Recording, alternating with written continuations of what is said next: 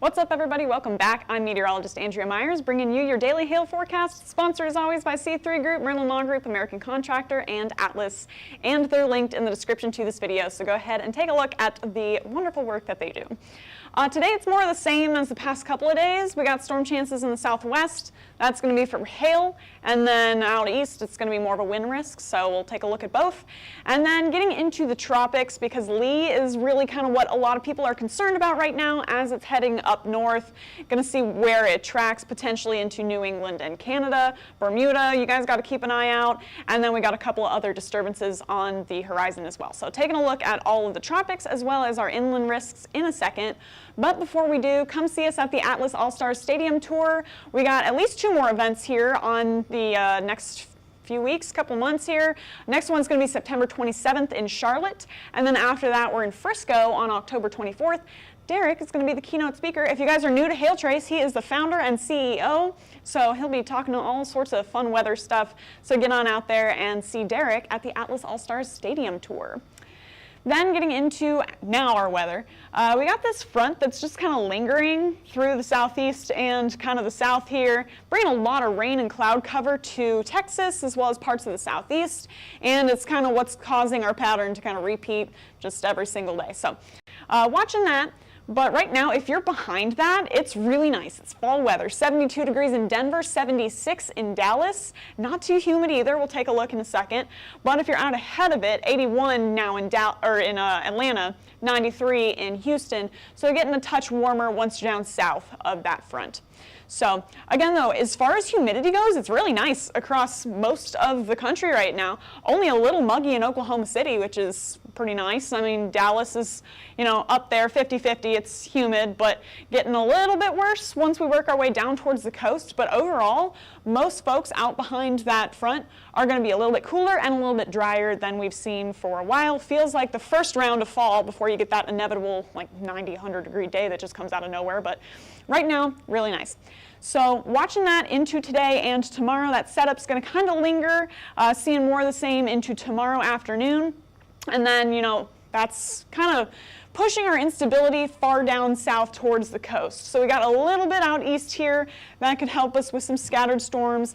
And then we also have some hail chances out through the desert southwest with that little pocket of instability out that way at around 4 p.m. Central, 3 p.m. Mountain Time. And we could potentially see some storms developing through there with hail and wind. So looking at our forecast radar here, it's going to track off to the east towards the I-27 area by around 5 p.m. We got some cells developing up through eastern New Mexico here into West Texas. And then that spreads all the way far west towards Phoenix and the Tucson area, all the way up towards Flagstaff. So we got some popcorny storms going on through the region. They'll continue to kind of swing off to the south, southeast. And as they do, we'll have more of a scattered hail and wind risk continuing through today, this evening, and tonight. So watching them, and then into the southeast, we got more storms popping up by around 5 p.m. Eastern through South Carolina as well as Georgia. Those will track off to the east as well, and then more scattered, mostly wind risks for you guys out east. And then for New England, you got that band of storms that's been pushing through all morning. It's going to continue through 5 p.m., starting to make a run at Boston now. Might make some travel kind of difficult if you guys are commuting to or from work. So watching that band move off to the east by 5 p.m., going to continue to track that way. Now we have wind and potentially a very scattered tornado threat through New England with those storms into this afternoon and evening, all right? So getting into our hail risk first, got quarters to $half possible through that whole highlighted area where we're seeing those scattered storms on our forecast models here. So if you're from Phoenix to Tucson, all the way eastward into Midland, Odessa, that's where you'll have that risk for this afternoon. And it's going to be mostly quarters to half dollars through the area, very scattered with that hail, but a hail chance nonetheless, a low end for everybody on the risk magnitude. Then for wind, it's going to be southwest as well, and now counting in our eastern risk areas. So again, same highlighted area here for our southwest risk. But if you guys are out east, now we're looking from Savannah all the way up towards a little north of Wilmington to where we could potentially see those cells producing some 60-mile-an-hour gusts or greater. Columbia, you guys are in it as well, Charleston, that whole region. And then up towards Boston, you guys have that risk in place as well, and it's actively moving through, so I mean it's ongoing. And again, we've got a wind risk as well as a very low-end, scattered and brief tornado risk, but a tornado risk nonetheless in that same highlighted area. So that's what we have for today. Into tomorrow, we're going to have a front that kind of pushes through the central plains and the eastern high plains here, basically just the eastern plains of Colorado, whatever region that would be.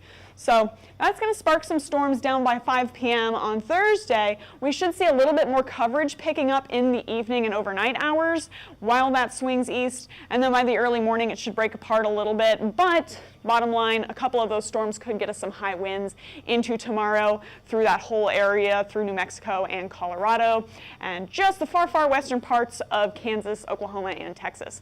So if you guys are in Pueblo and Tucumcari, Las Vegas, New Mexico, anywhere kind of in those cities in that highlighted area, that's where you could potentially get that severe weather risk into tomorrow, but it's going to be very scattered just like it was today.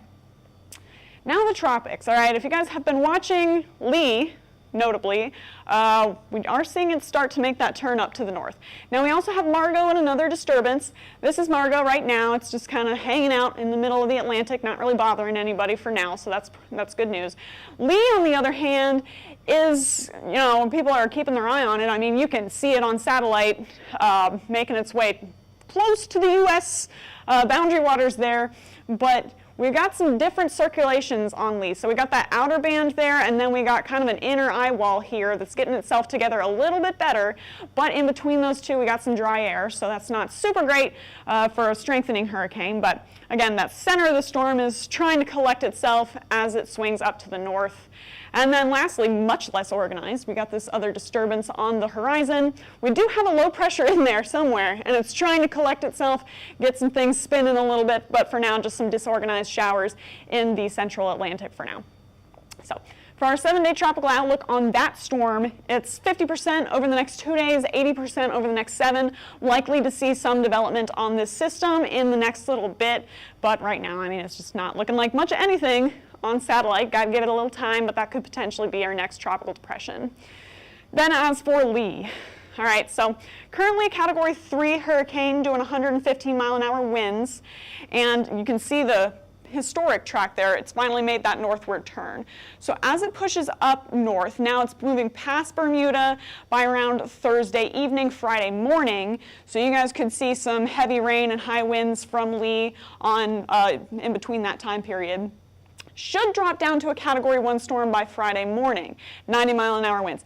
Now, as it continues up to the north, it's getting steered by our upper air pattern here, but we could possibly see 80-mile-an-hour Cat 1 hurricane winds as it just scrapes east of the New England coastline, and then should make its way up towards maybe Maine and Canada by early next week.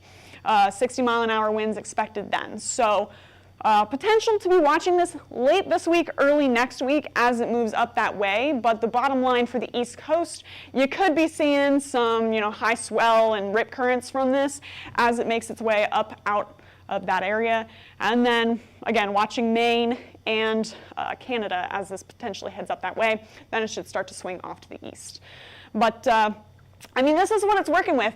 So it's been able to maintain its intensity while it's down in those mid 80-degree water temperatures, but once it moves up along the U.S. coast, things are going to drop off pretty starkly from 83 degrees to 78, which is a big deal for a hurricane. That's pretty much the cooler the water is, the less chance it has to develop and continue to strengthen. So as it moves up towards Maine, cooler and cooler waters, you can see that really well on our tropical heat potential too, really drops off as it makes its way past like the DC latitude, and then it starts to cool off pretty quick. So not going to help Lee strengthen as it heads up that way, but there is potential that Lee could be a pretty large storm spatially as it moves up there. So we could see a lot of areas getting high winds, even though Lee will be decreasing in strength. So you can see that there on our forecast winds chart. Once it makes its way towards land, drops off pretty quickly in wind speed, but again, it's going to be a big storm as it heads that way. So a lot of us could be seeing, 40, 60 mile an hour winds as it starts to scrape past the coastline. So that's going to be kind of the gist of Lee right now. And we'll update you guys towards the end of the week as well on what it's looking at going into the weekend. So stay tuned to our pages. We're on YouTube, Facebook, Instagram, Twitter, and TikTok. Hit See First on Facebook so you never miss a live video. Smash that subscribe button everywhere else.